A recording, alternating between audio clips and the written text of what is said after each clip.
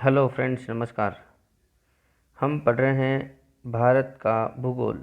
और भारत के भूगोल के अंदर आज भारत की जलवायु से संबंधित बेसिक जो नॉलेज होना चाहिए किसी भी स्टूडेंट को जो एग्ज़ाम की प्रिपरेशन कर रहा है, तो उसके लिए ये वीडियो बहुत ही महत्वपूर्ण रहने वाला है।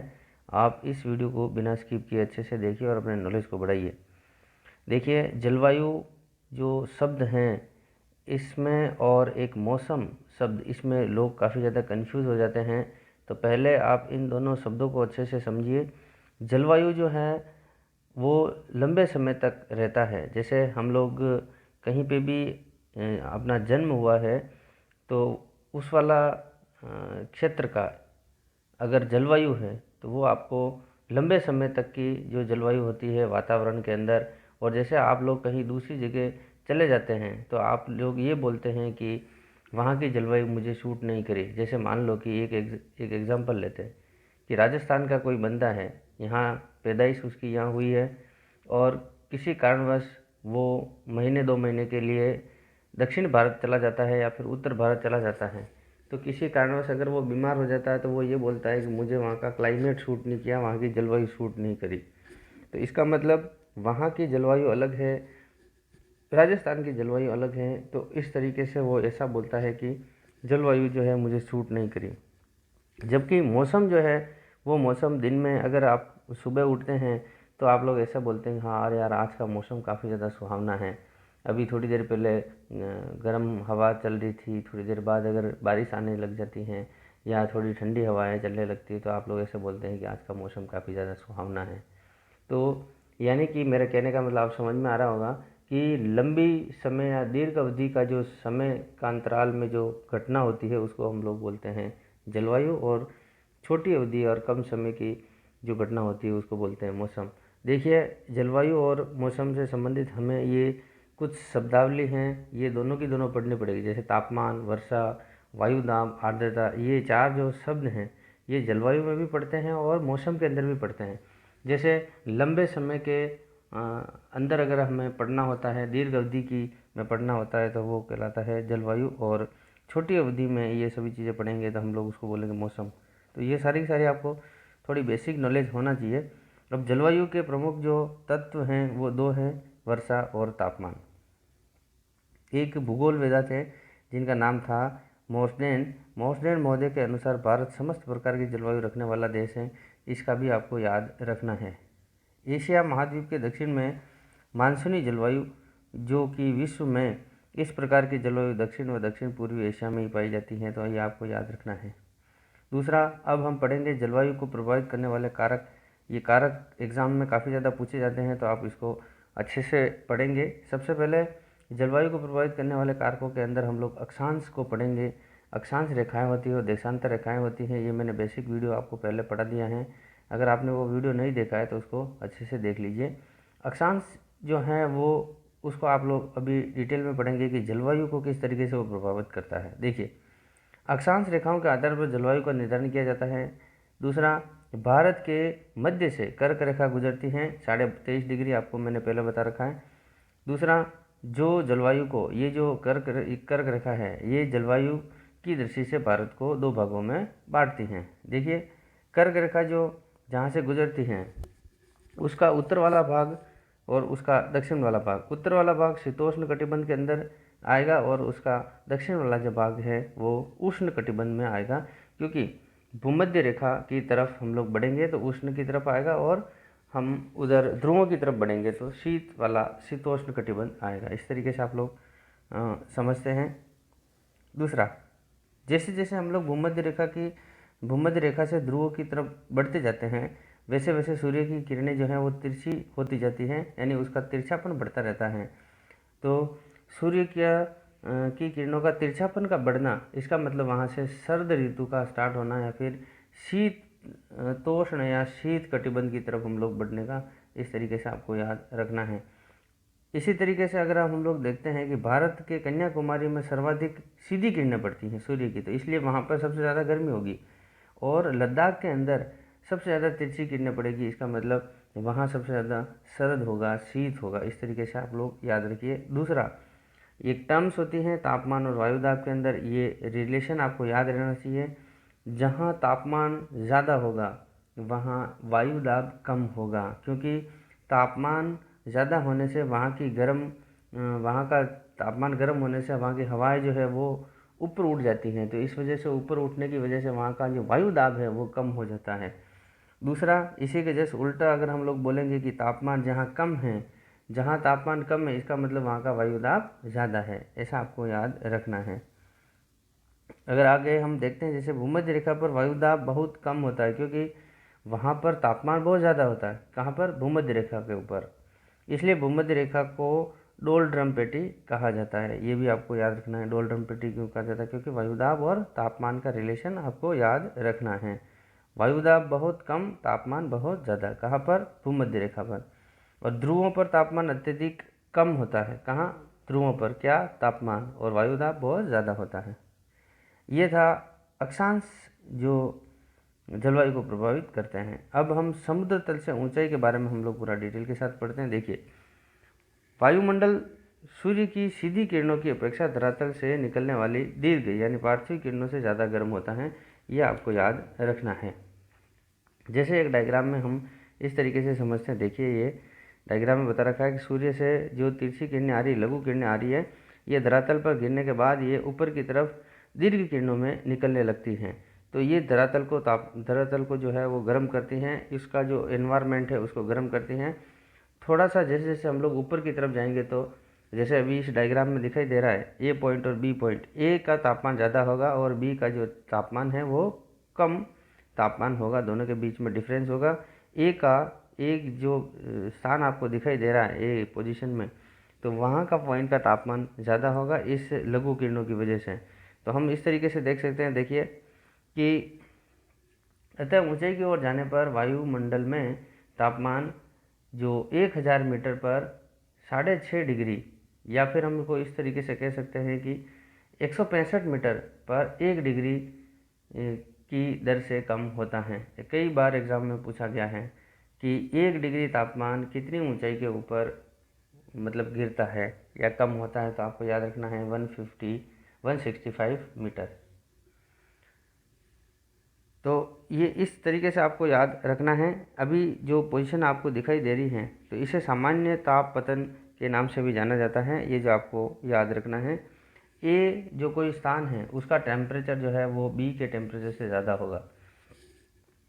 दूसरा, जैसे एक ही अक्षांश पर जो स्थिति है, अगर आपको वो भी आपको याद रखना है। जैसे कि आगरा और दार्जिलिंग के अगर हम लोग बात करें, तो तापमान में बहुत ज़्यादा अंतर होगा, क्योंकि आगरा जो है वो धरातल है और दार्जिलिंग जो है वो हिल स्टेशन है। तो इस वजह से यहाँ का जो तापमान है, क्योंकि अक्षांश सेम है लेकिन ऊंचाई का अंतर होने से ये आपको तापमान में परिवर्तन पता चलता है। ऊंचे भागों का तापमान क्या होता है? कम होता है। अब हम नेक्स्ट जो जलवायु को प्रभावित करने वाला कारक है वो हम पढ़ते हैं समुद्र तट से दूरी। देखिए, स्थल व जल का अलग अलग स्वभाव होता है, ये आपको पता ही है। जैसे मुंबई एक एग्जांपल लेते हैं, दूसरा एक एग्जांपल दिल्ली का लेते हैं। तो मुंबई में जो वहाँ का जलवायु है वो समकारी होता है, क्योंकि ग्रीष्म ऋतु में वहाँ का जो टेम्परेचर है वो 28 डिग्री रहता है, और शरद ऋतु या शीत ऋतु के अंदर 24 डिग्री वहाँ का तापमान रहता है। तो दोनों का जो तापांतर रहता है वो 4 डिग्री रहता है। अगर हम इसी तरीके से अगर दिल्ली को लेते हैं, तो वहाँ की जलवायु विषमकारी होती है। कैसे? ग्रीष्म ऋतु में दिल्ली का जो टेम्परेचर है वो 45 डिग्री रहता है, और सर्दी के अंदर 10 डिग्री के आसपास आ जाता है। तो इन दोनों का जो टेम्परेचर का जो डिफरेंस है, जो तापांतर है, वो 35 डिग्री आता है। इसलिए वहाँ का जो है वो वहाँ की जलवायु काफ़ी ज़्यादा विषमकारी रहती है। तो हम ऐसा कह सकते हैं कि तटीय प्रदेशों की जलवायु सागरीय प्रभाव के कारण वर्ष भर समकालीन या फिर एक समान रहती है, जबकि तट से दूरी महाद्वीपीयता प्रभाव शुरू हो जाता है, जिस कारण तट से दूर की जलवायु विषमकारी या कष्टदायी होती हैं। तो ये बेसिक जानकारी आपको याद रखनी है, एग्जाम्पल भी समझना है कि कौन कौन से जलवायु को प्रभावित करने वाले कारक हैं और किस किस तरीके से उनका इफेक्ट आता है। नेक्स्ट है पर्वतों की स्थिति और दिशा। देखिए, पर्वत क्या करते हैं कि जो मानसून होता है बारिश करने वाला, उसको रोकने का और उसको आगे बढ़ाने का काम करते हैं। हिमालय जो है वो मानसून को रोक कर हमारे भारत में वर्षा करवाता है, जबकि राजस्थान में अरावली पर्वतमाला की स्थिति की वजह से वो अरावली के साथ साथ अरब सागरीय दक्षिणी पश्चिमी मानसून की बात कर सकते हैं, अरब सागरीय मानसून की बात कर सकते हैं, वो उसके सारे आगे की तरफ बढ़ जाता है। इस वजह से एक भाग बिल्कुल आपका मरुस्थल की तरफ मरुस्थल में कन्वर्ट हो रखा है और दूसरा आपका उस तरफ जो पूर्व भाग है उसके अंदर भी बारिश नहीं होती, न कि पश्चिम की तरफ होती है। ये इसके सारे आगे की तरफ बढ़ जाते हैं। तो ये पर्वतों की स्थिति और उसकी दिशा के अनुसार हैं। देखिए पढ़िए, दक्षिणी पश्चिमी मानसून को हिमालय रोक कर भारत में वर्षा के लिए बाध्य करता है, जबकि अरावली की दिशा के कारण उत्तरी पश्चिमी भारत का एक बड़ा भाग मरुस्थल के रूप में विस्तृत है। तो ये आपको याद रखना है। नेक्स्ट हम देखते हैं पवन उद्गम प्रदेश। देखिए, पवन हमेशा उद्गम प्रदेश की विशेषता को लेकर चलती हैं। दूसरा, कोई पवन जो है वो ठंडे प्रदेश से आ रही हैं तो वहाँ का जो तापमान है वो कम कर देती हैं, इसलिए हम लोग उसको बोलते हैं शीतलहर, या जो कि साइबेरियन लहर के नाम से हम लोग उसको कह सकते हैं। जबकि कोई पवन अगर गर्म प्रदेश से आ रही है तो वहाँ का तापमान जो बढ़ा देगी, उसको हम कह सकते हैं जैसे लू।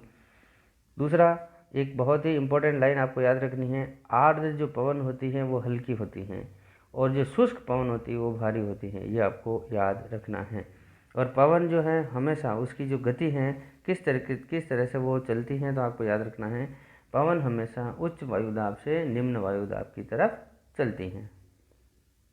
आगे का पॉइंट देखिए, हम लोग पश्चिमी जेट स्ट्रीम या हम लोग ऊपरी वायु संचरण को हम लोग पढ़ते हैं। देखिए, ये जेट स्ट्रीम समुद्र के अंदर चलने वाली हवा है जो पश्चिमी जेट स्ट्रीम के नाम से जानी जाती है। और क्षोभ सीमा को हम लोग देखते हैं।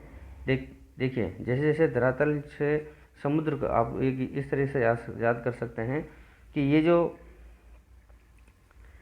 हवाएं हैं ये पश्चिमी जेट स्ट्रीम जो कि भूमध्य सागर से निकलती हैं, और दूसरा ये ऊपर की तरफ उठने के बाद ये हिमालय की तरफ चलती है।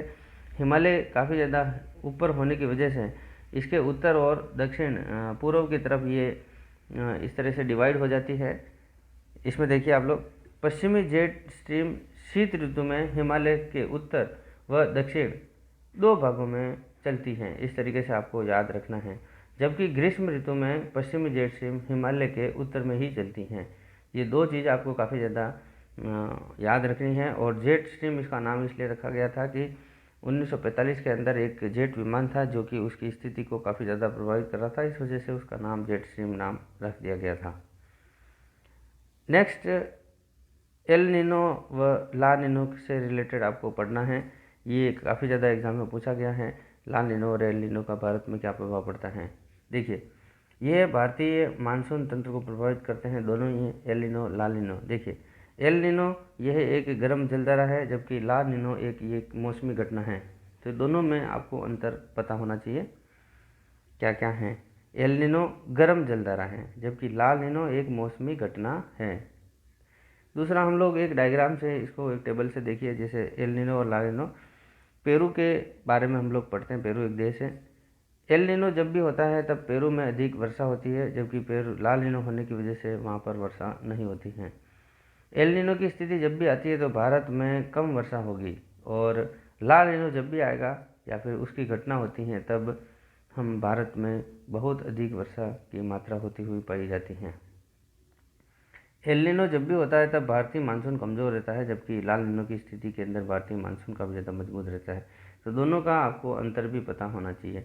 दूसरे अगर कारण में हम लोग देखते हैं, वनाच्छादन, मेघाच्छादन, धरातल का स्वरूप, जल व स्थल का स्वरूप, ये बहुत सारी जानकारी आपको याद रखनी है और इनसे रिलेटेड आपको बेसिक नॉलेज ऑलरेडी पता होगा। जैसे वनाच्छादन यानी जहाँ पर बहुत ज़्यादा वन होंगे तो वहाँ पर बारिश ज़्यादा होगी, तो वहाँ की जलवायु एक अलग तरह की होगी, बहुत अच्छी जलवायु होगी, तो ये आपको याद रखना है। दूसरा, जल व स्थल का जो स्वरूप है वो भी आपको याद रखना है, क्योंकि जल धीरे धीरे गर्म होता है और धीरे धीरे ठंडा होता है, जबकि स्थल का भाग जो है वो जल्दी गर्म होता है, जल्दी ही ठंडा हो जाता है, तो ये भी स्थिति उसको प्रभावित करती हैं। आगे देखते हैं हम लोग,